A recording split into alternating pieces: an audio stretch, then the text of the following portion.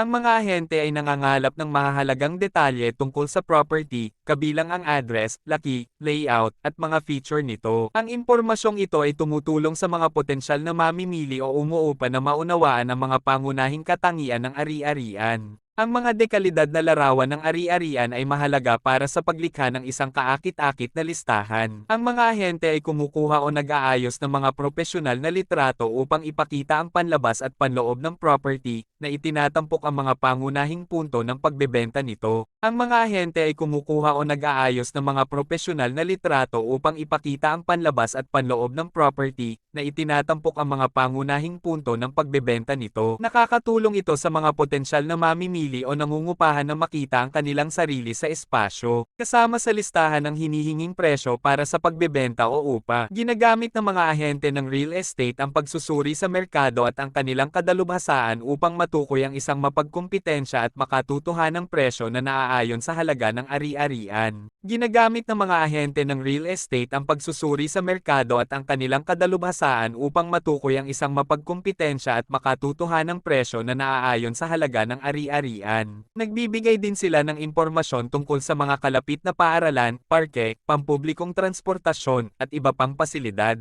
Kasama sa listahan ng impormasyon sa pakikipag-ugnayan ng ahente o ang mga detalye sa pakikipag-ugnayan ng ahensya ng real estate. Nagbibigay daan ito sa mga interesadong partido na makipag-ugnayan para sa mga karagdagang detalye o mag-schedule ng mga panunood. Ang mga listahan ng ari-arian ay karaniwang naipost sa iba't ibang mga online na platform, kabilang ang mga website ng real estate, social media, at ang serbisyo ng maramihang listahan. Pinapalawak nito ang pagkakalantad ng property sa mas malaking audience.